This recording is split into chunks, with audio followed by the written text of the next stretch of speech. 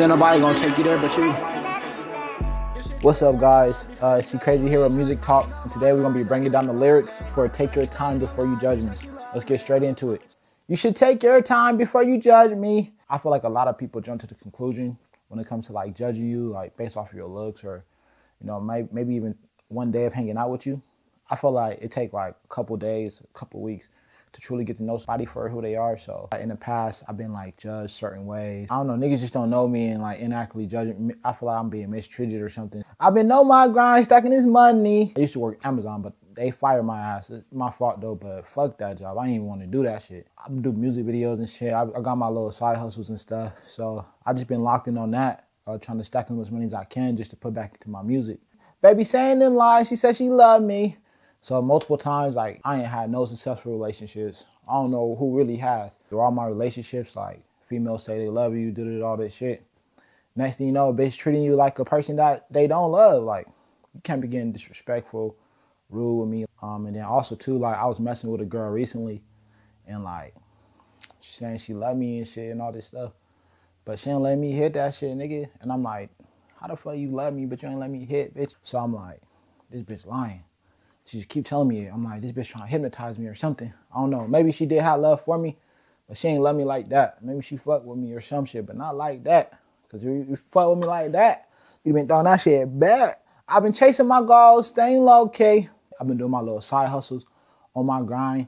You know, I don't pop out to the club too much or anything like that. I only hang out with niggas that's on the grind too. So I've been like low-key for the most part. I just been locked in and then like staying low-key about it, you know. I try to go out to the bar every once in a while, you know, just to build my character, my social skills and shit, because sometimes the nigga find himself be grinding so hard, nigga start being introverted and shit, and I'm like, bro, I need to build these people skills, especially if I want to grow. I've been trying to get it.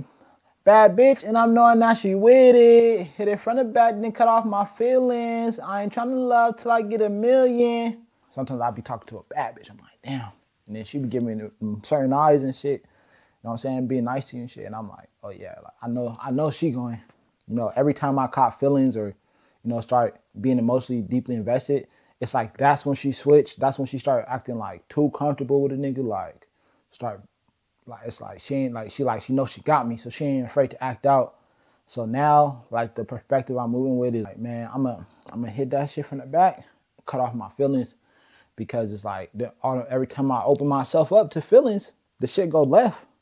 So I'm like, and the bitch, like, she tried and she care about you more and like put more effort into you when you don't care.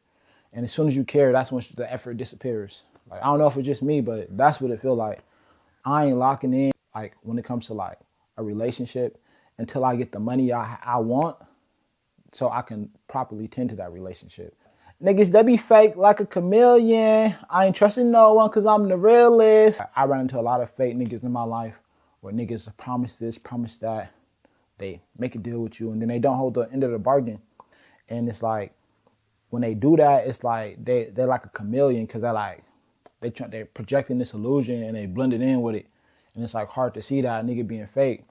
So from that point on, I'm just like, bro, like, I'm gonna trust my own validation, my own judgment, because I ain't gonna never steer myself wrong intentionally. I trust myself because I'm the realist. Like, I got my best interest in for me. So before I trust somebody else, you know, I'm gonna trust myself and go on my own discernment. People trying to come back, but they burnt them bridges. A lot of people in my life, niggas did me crazy. Like, I'm talking about, I loaned down money to niggas and shit, niggas that I trusted.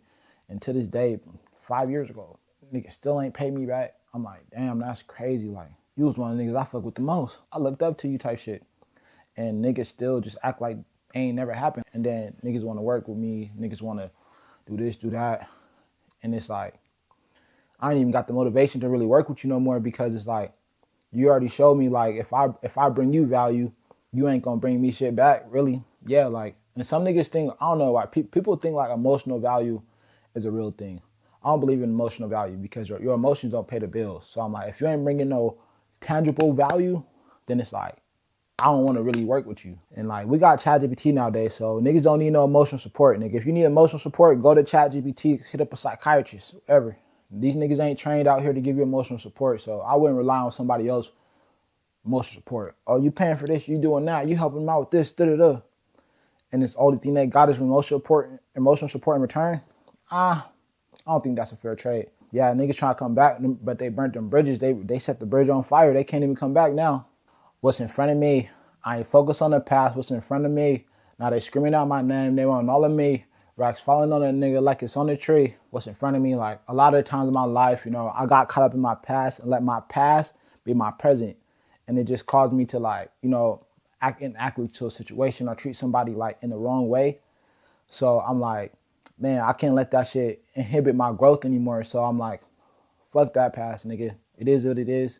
Was what it was. I'm gonna just focus on what's in front of me and like figure out a new way to handle this problem. Of course, I'm gonna learn from the past, but I'm not gonna let that be my whole deterrent. Like, I'm not gonna assume like, oh, this situation is gonna go exactly like this because I've been through it. I'm gonna be like, okay, I see you. You know, thank you for trying to help me out. I'm talking to myself. I'm like, thanks for trying to remind me.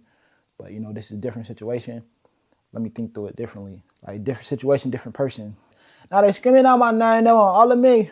Racks falling on the nigga like it's from a tree. When you focus on your future and focus on what you want to build instead of focus on what happened, it's like that's when you hit your greatest heights. And when you hit your greatest heights, it's like, oh, now people are like, oh, see crazy, bro. You hard. I fuck with your music, nigga. Like, bro, let's work. Let's collaborate. Let's network. People gonna want all of you, all of your time, all your attention. But guess what? That shit gonna come with a bag. Unless you want me to clock into Amazon or something, nigga, and not make music, you're gonna have to pay a bag, man. You're gonna have to pay something.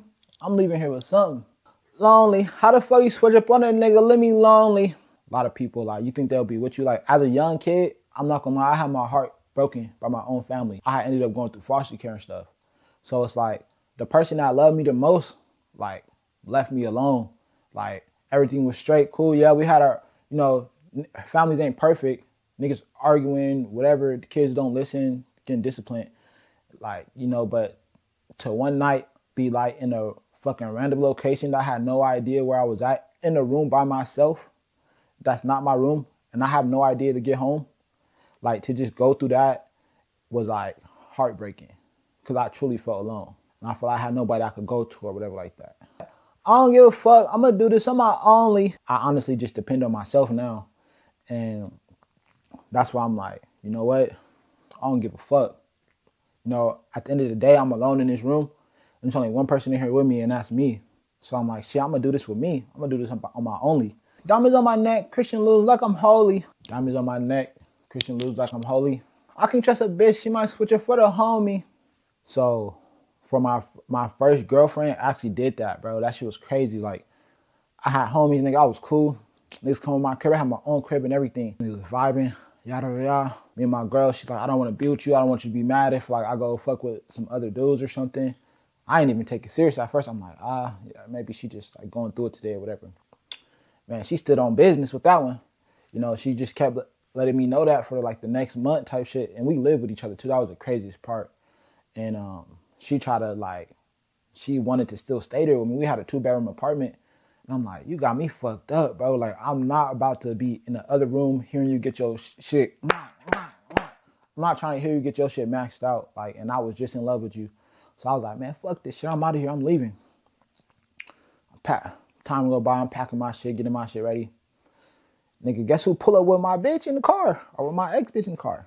The homie, I don't know if I say his name, but one of the homies pulled up in a whip. And I'm like, damn, she did me like that.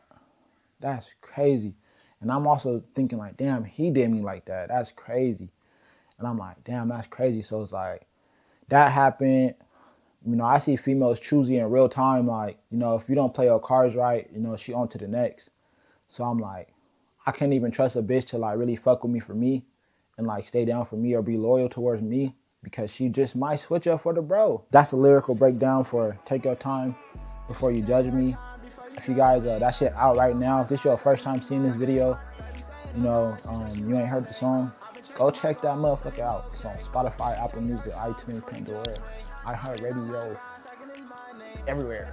So make sure you go check that out. And, you know, let me know what you think if you relate to any of the lyrics. Thank you for tapping in with Music Talk. Hit it from the back, then cut off my feelings. I ain't tryna love till I get a million.